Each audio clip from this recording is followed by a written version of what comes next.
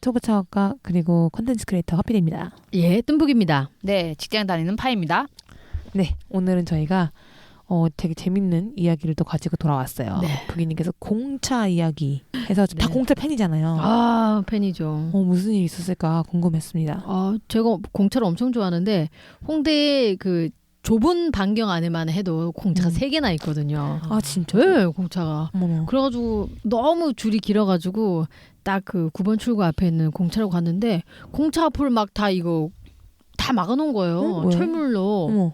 그래서 왜 그런가 하고 봤더니 영업 판매다 이렇게 써져 있어서 들어가서 이제 사가지고 왔는데 그래서 왜 그러지라고 했는데 이제 나중에 그 인터넷을 통해서 기사를 봤어요. 네. 그 공차 건물 주하고 그 공차에서 판매하고 있는 분하고 이제 싸움이 난 거예요. 건물주랑. 건물주랑. 나는 공차 그 CEO랑 했다고 그러지 않았네. 나가라고 협박하고. 어머. 응. 그래서 그렇게 철물을 막 어, 펴놓은 거예요? 못 들어가게? 아직도 그런 사람이 있다고?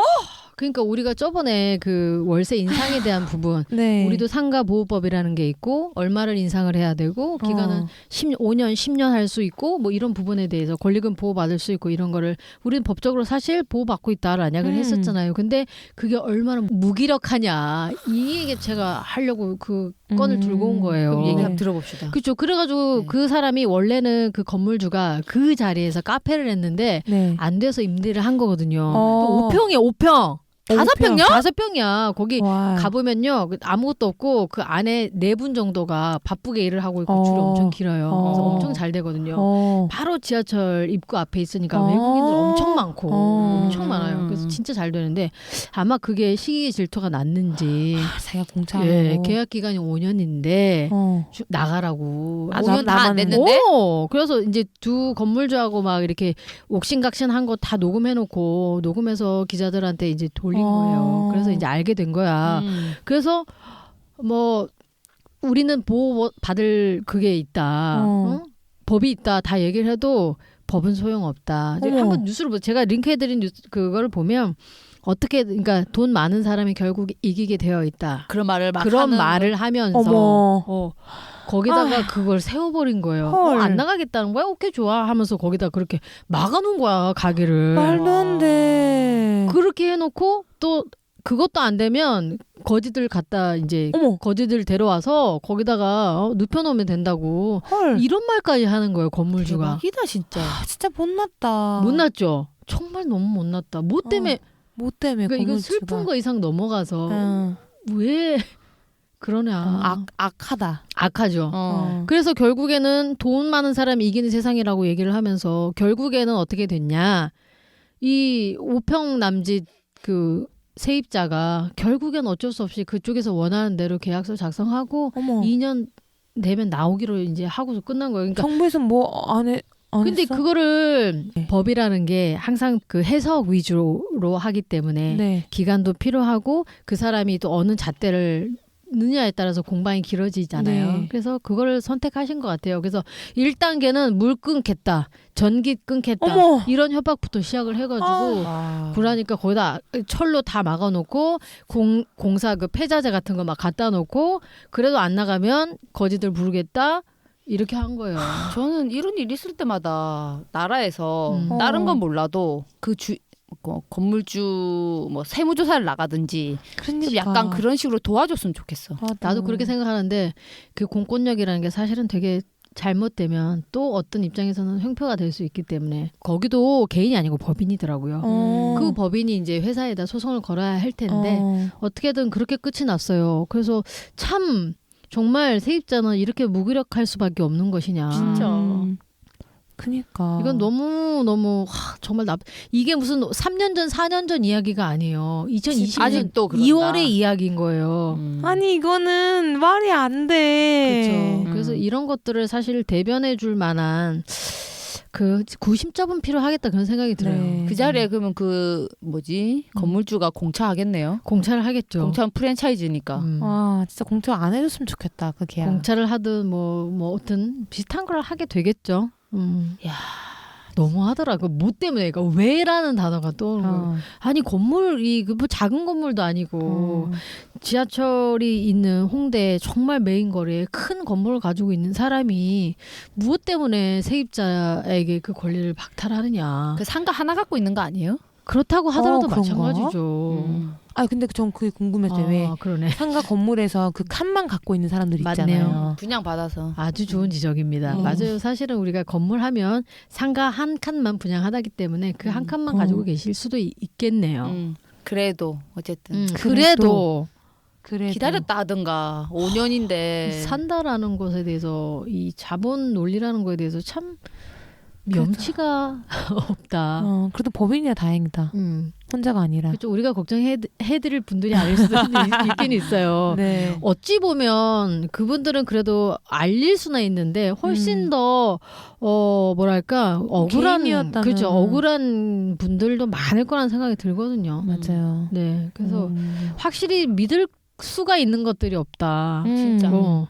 뭐 개선돼서 법이 나왔네 해도 그냥 그렇지. 똑같구나. 그렇죠. 이 법이 진짜로 시행되고 우리 사회 안에서 그런 것들마저 지키지 않는 사람을 정말 안타까운 사람으로 보는 시선이 있지 않는 한은 본인들은 그 자기 권리라고 생각하니까 아직은 되게 과도기인 것 같아요. 진짜. 너무하지 않아요? 그런데 나는 진짜. 너무 충격이다. 이게 법으로 보호받지. 그러니까 나는 그냥 그래요. 정말 재계약에서 만약에 그랬으면 뭐 반 정도 이해할 수 있어. 그럴 수 있지. 건물주도 사람인데 건물주도 욕심이 있으니까. 근데 그것도 이미 계약이 있고 그리고 끝난 상태에서 물을 끊겠다고 하는 전기를 끊겠다고 물과 하는 전기를 끊겠다. 처음부터. 아 정말. 그러니까 우리가 만약에 개인이었다고 생각한다면 얼마나 눈물 나겠어요. 그니까. 그렇죠. 그러니까 진짜 합병 걸리지. 합병 걸릴 것 같아. 그렇지. 차라리 수능하는 사람들이라면 그냥 두고 말겠지만 이제 정말 화가 나고 그런 사람들은 이제 그 석유 사들고 이제 뭐 시청 앞으로 가거나 청와대로 가는 거죠. 법이 그렇게 제정됐음에도 불구하고 대놓고 법은 어떻게든 해석할 수 있고 또 더 돈이 많거나 강한 사람이 이기게 되어 있는 논리다 세상은이라고 말을 하는 걸 그러니까 참 아무리 그래도 그냥 우리가 이제 평범하고 힘이 없는 사람들이니까 손가락질 할 수 있는 게 전부이지만 그냥 가만히 있어야 되는 것인가 참 씁쓸했어요 사실. 그래서 공차를 좋아하는 사람으로서 저도 좋아하죠. 또 우리가 자영업자이기도 하고 그런 입장에서는 끝나고 한잔 합시다. 공차 한 잔. 오는 길에 저는 내일 공짜를 한 잔 했죠. 하셨나요? 우리가 못했네. 네, 그래서 이제 이 사건을 통해서 그래도 우리 여러분들이 뭐 대비해야 될 것은 뭐냐면 역시 두드리고 봐야 되고 그 계약할 때 특약 그것만큼 중요한 게 없다. 근데 이미 계약을 했던. 그랬죠. 그런데 아무래도 뭐 그런 부분에 대해서 충분히 논의가 되지 않았겠죠. 그래서 저는 그렇게 생각해요. 뭔가 빈틈이 있을 것이다. 한 번, 두 번 계속 두드리고 확인하고 법적으로 5% 인상, 10년 그리고 권리금에 대한 부분을 충분히 얘기를 해보고 아무리 자리가 마음에 든다고 하더라도 뭔가 석연치 않고 이 건물주라는 사람이 나랑 어느 정도 통하지 않는다고 생각되면 사실 버려야 되는 패가 아닌가 그런 생각이 들거든요. 그렇네. 사람들이 진짜 앞과 뒤가 다르긴 하지만 처음부터 뭐 대리인을 위임해서 사인만 한다든지 이런 건 진짜 위험한 것 같아요. 그래서 여러분들 정말로 요즘에 계속 모든 레포트에서 말하는 것이 자가 상점이 있느냐 없느냐를 되게 중요하게 생각하고 있으니까 여러분들은 그 적어도 상가를 사라고요? 예, 사거나 아니면 다른 곳에서 하고 있다라면 이 법적인 부분에 대해서 계약을 할 때 오히려 정말 1차 공증을 먼저 하더라도 그 부분을 확실히 하지 않으면